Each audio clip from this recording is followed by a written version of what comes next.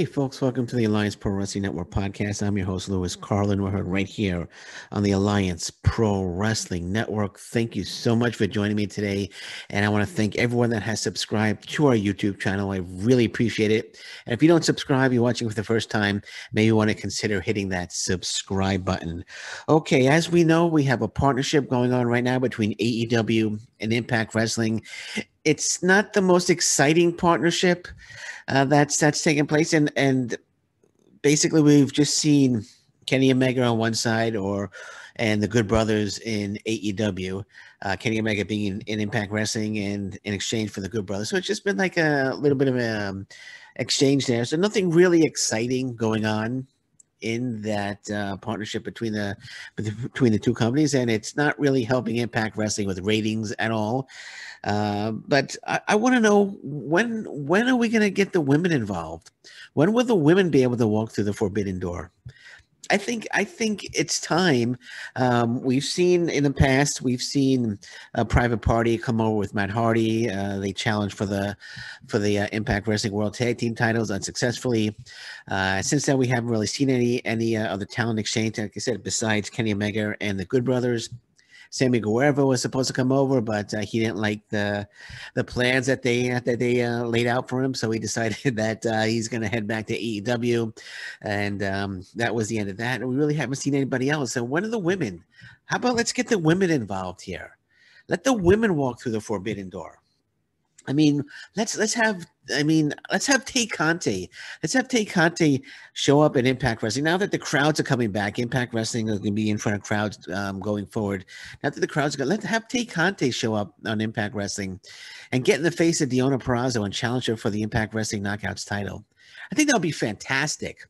Even have like Leela Hirsch or Penelope Ford come in. But I would like to see Tay Conte. I think Tay Conte, Deonna Purrazzo will be a terrific match. Well, let's get that. Let them walk through the forbidden door. Have Deonna Purrazzo go over to AEW Dynamite. Let her get in the faces of a few AEW talents, saying that she's the best in the world, and have them challenge her on AEW Dynamite. Maybe with Tay Conte, they could go back and forth from AEW Dynamite to Impact Wrestling. See, I don't know why they're not doing that, especially with Sami Callihan. Sami Callihan, is challenging Kenny Omega, but we never see Sami Callihan showing up on AEW chasing down Kenny Omega, and it's a little strange. Kenny Omega on Impact Wrestling, but Sami Callihan is a character that would definitely show up on AEW Dynamite. He's the rebellious character type who nobody tells him what to do. He would show up and go after Kenny Omega, but we're not seeing that. We're not seeing that. And it's like I said, the partnership is getting a little boring right now. And that's why I say let's reinvigorate it and let the women walk through the forbidden door. Again, Tay Conte against Deonna Purrazzo would be absolutely fantastic, in my opinion. If they were able to do that match, even have Jordan Grace. Jordan Grace not really doing much right now. She's about to get into a feud with Rachel Ellering. Okay, but she's won, I think, every title that there is, every women's title that there is in Impact Wrestling. Have her head over to AEW Dynamite and challenge Britt Baker for the AEW Women's Championship. Let's do that. Have her go there and challenge a few women talent there, have them go over on AEW Dynamite, and then demand a title shot against Britt Baker. I think that would be fantastic. They could do something like that. Have Rosemary confront Abaddon. I think that would be sick. Actually, have her confront that. Have them have a confrontation. I mean, there's a lot of possibilities. I don't know why it's not happening. And I know Deonna Purrazzo, she wants that. She wants to walk through the forbidden door, and she wants to be involved. I mean, she's tweeted out, numerous times in the past, when are women going to be allowed through the forbidden door? Britt Baker wants a match against Deonna Purrazzo. They could have a title versus title match. I would say put the titles on Deonna Purrazzo. You put them on Kenny Omega. Put the titles on Deonna Purrazzo. Let her hold both titles. And that would be a terrific match as well. But I think it's time to let the women walk through the door. Let the women get involved with this partnership. Because, like I said, it's really starting to fizzle out. And Moose agrees with me. Moose talking to Fightful.com. Actually, the article's on Fightful.com. Moose was speaking with Who Do You Call It podcast.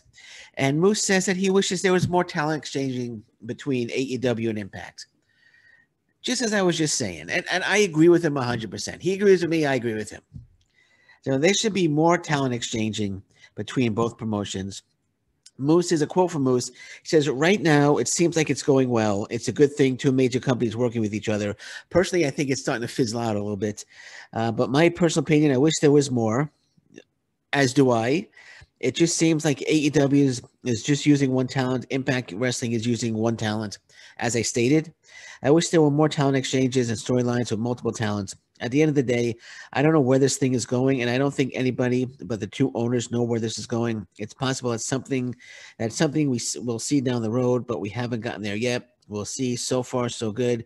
I got to wrestle at Daly's place, which was great atmosphere. I can't wait to see the outcome of this relationship. I'm sure it'll be great. Everyone just has to have the patience to see where it's going. Okay, fair enough. Have the patience, see where it's going. As I said, it's starting to get a little stale, but okay. Moose says, "Have patience. Let's see where it's going." So I'll have patience, and I'll see where it's going. I'm fixing my hair there. It looks like it's sticking out a little bit, but I'll have patience. But still, let's get the women involved. I think there's a lot of potentially great matchups, women matchups between talent in AEW and talent in Impact Wrestling. Let's get it done. I really have my fingers crossed that Tay Conte shows up and challenges Deonna Purrazzo. How about a Slammiversary? How about we get something like that going at Slammiversary? I think that would be terrific. I mean, Deonna Purrazzo right now, she's feuding with Kimberly and Susan. They broke away from each other. So Deonna Purrazzo needs some more opponents. And Tay Conte, in my opinion, will be a perfect opponent. Of course, Deonna Purrazzo would go over on Tay Conte. She's not going to lose to Tay Conte, but I think it will be a terrific match. And I would still love to see that sick match between Rosemary and Abaddon. I think that would be fantastic as well. And I would love to, again, Jordan Grace going over there, challenging Britt Baker in AEW would be terrific as well. There's a lot of possibilities. Let's just get it going, guys. Let's just get it going. And once again, Moose agrees with me, and I agree with Moose on the situation. So, Shaq versus Big Show. Shaq versus Big Show. Shaq says he's down to wrestle the Big Show. Big Show, he says he's down to wrestle Shaq. And I understand this type of match. It's not going to be a 5-star match. It's not going to be a 2-star match. Might be a 1-star match, but the whole idea is to get more eyes on the AEW product. I understand that. I personally do not want to see Shaq against Paul Wight. Not really interested there. Yes, of course, it'll get them publicity. It'll get people talking. Might get a few more pay-per-view buys. But personally, as a pro wrestling fan, my opinion, I am not interested in seeing Shaq against Paul Wight. But they're both pushing for it. They're both pushing for it. Here, Ringside News says Shaquille O'Neal and Paul Wight have quite a history together. WWE was going to set up a WrestleMania encounter between the two megastars, but that was nixed by Vince McMahon. So Vince McMahon actually nixed. So that tells you something. Vince McMahon decided that despite the publicity that it might bring to the WWE, we're not going to do the match. So it kind of tells you something there, right? If Vince McMahon says no to the publicity, then there's something wrong there. There's something wrong with that potential matchup. But now that they're with AEW, it says here, WWE reportedly passed on Big Show versus Shaq because they felt that the NBA Hall of Famer wasn't serious about the match. They were concerned about what kind of shape he would be in. Shaq had put a lot of these doubts to rest with his mixed tag team match over the summer, one where he took a table bump against thanks to Cody Rhodes. Okay, I'll admit that was a good bump. That was a good bump. He looked decent. Maybe he got himself into better shape, but who knows, right? But he says he's for it. He says, Shaquille O'Neal says, the last time there was a lot of bureaucracy and red tape.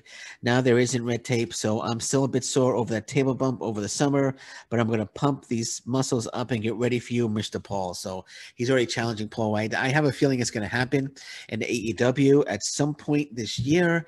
It's going to bring, like I said, it's going to bring a lot of publicity, going to bring a lot of eyes, but overall, it's going to be maybe a 0.5-star, 1-star match. It'll be like a quick 2-3 minute match.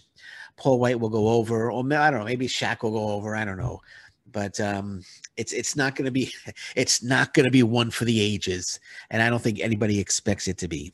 And but I do expect the match to happen at some point this year. All right, so let's talk about WWE Dynamite. Jim Ross makes a big error last night. He accidentally refers to AEW Dynamite as WWE Dynamite. He ends the show basically saying there's nothing in your life that will top seeing a live WWE Dynamite. Okay, and then he corrected himself. He apologized. He said, I made the old untimely error. No excuses. It's all on me. So that's why. Okay, he made a mistake. I understand. He made a mistake. Made a huge mistake, though. Actually, a huge mistake. I'm sure Vince McMahon, Triple H, if they were watching, I'm sure they were rolling on the floor with laughter. I'm sure Tony Khan wasn't too happy to hear that, but he made a mistake. Okay, he made a mistake. Yes, it's a great one, but he owned up to it. He says he's not quitting. I know a lot of people thinking, oh, maybe he's just doesn't have it anymore. But Jim Ross is an absolute legend. Absolute legend in the world of professional wrestling. One of the greatest announcers of all time. Second, in my opinion, to Gordon Solie. But you could argue that he's number one. But my opinion, Gordon Solie's number one. Jim Ross, like I said, absolute legend. He made a mistake. Yes, again, it was a major one, and I'm sure he'll be a little more careful next time. It was a live show. Unfortunately, they couldn't edit it out, but just got to be careful. He's 69 years old. You know, his brain isn't spinning as well as it was maybe 30 years ago. But as mine, I'm 51, and if you've watched my podcast, I forget things too. I forget. I've been calling AEW AWA a number of times, so it happens. It happens. My brain is not spinning like it was 30 years ago either. But it was a mistake. He apologized, and the Young Bucks made fun of it. They said, I think they said next week we're looking forward to wrestling on WWE Dynamite. But it was a joke. You make light of it. That's all. It was a mistake. No big deal. Okay. Maybe he'll get a little slap on the wrist from Tony Khan. Maybe Tony Khan will point a finger and say, don't do it again. And that's that. We'll move on. Okay. But I'm sure he won't say WWE Dynamite ever again. Okay. So, two more quick things. Bea Priestley has officially signed with NXT UK. She'll be making her debut under the name Blair Davenport. So, Bea Priestley, formerly of Stardom, now officially with the WWE under the NXT UK banner. And her name going forward is Blair Davenport. And New Japan Pro Wrestling Resurgence. Strong show that's going to be in Los Angeles on August 16th, I believe. Tickets went on sale yesterday. 2,200 tickets went on sale yesterday, and they've sold 1,400 tickets so far, which is pretty damn good. Because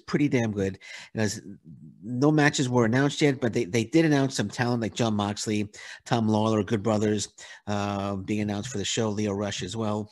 So August 16th at Thunder Studio in Long Beach, California. I might have said Los Angeles. Sorry, it's Long Beach, California.